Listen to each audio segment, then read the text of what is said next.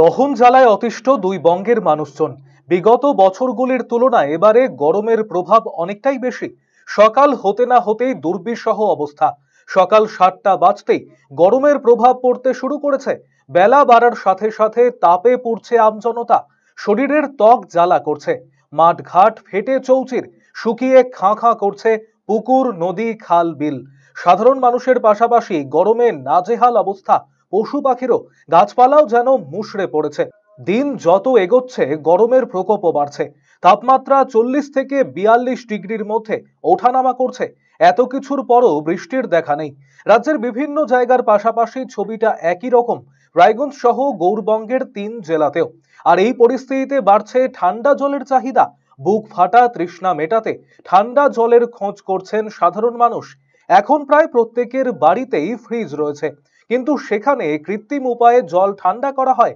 ফলে সেই জল খেয়ে অনেকেই অসুস্থ হয়ে পড়ছেন। তাই এখন বাড়ছে মাটির পাত্রের চাহিদা। রায়গঞ্জ শহরের বিভিন্ন মাটির পাত্রের দোকানে ভিড় করছেন সাধারণ মানুষজন। জাফর আলম নামের এক ব্যক্তি জানিয়েছেন, তিনি হরিরামপুরের বালিহারা থেকে রায়গঞ্জে এসেছেন মাটির ভাঁড় কিনতে। প্রচন্ড রোদ চারিদিকে।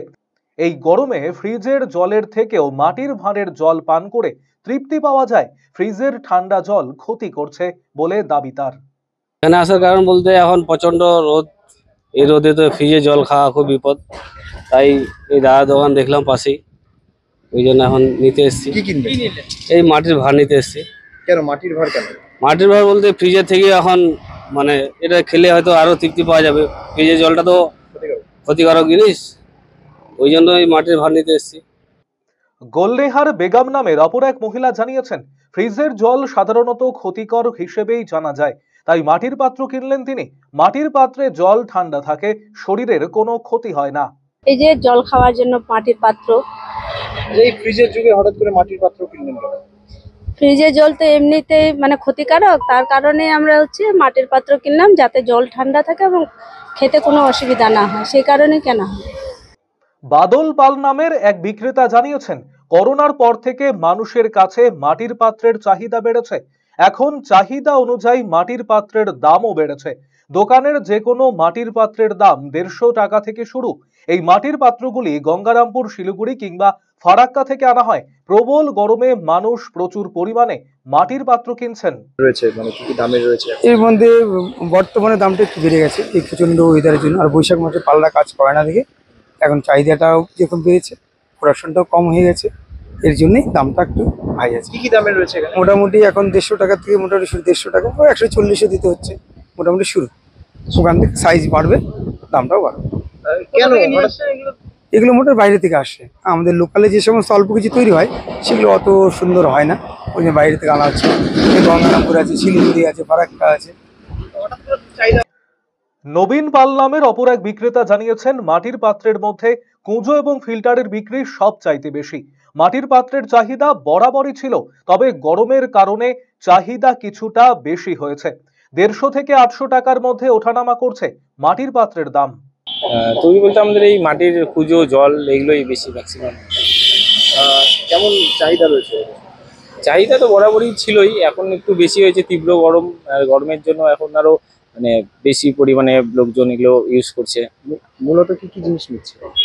জলের ট্যাঙ্কিটাই বেশি, জলের ফিল্টার আছে ওটাই ম্যাক্সিমাম এখন আর কি।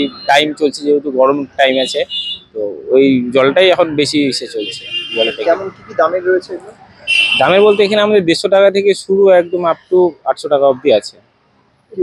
এ বিষয়ে বিশিষ্ট চিকিৎসক ডক্টর জয়ন্ত ভট্টাচার্য জানিয়েছেন, ফ্রিজের জল খেলে ঠান্ডা লাগছে, এটা কারোর ক্ষেত্রে সত্যি, আবার কারোর ক্ষেত্রে সত্যি নয়।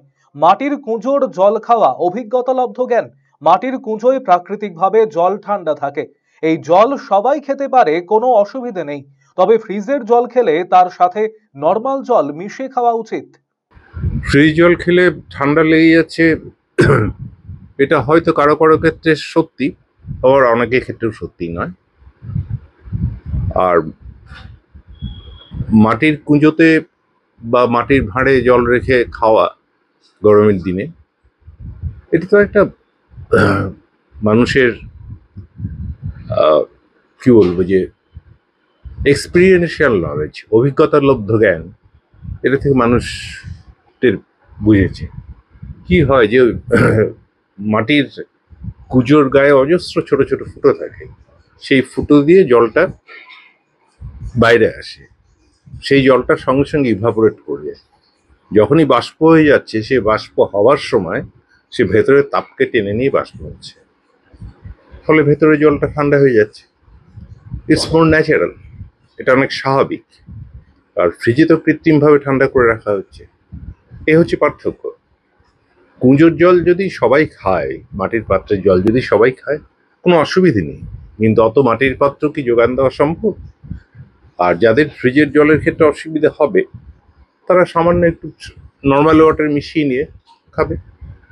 RCTV সংবাদ, রায়গঞ্জ।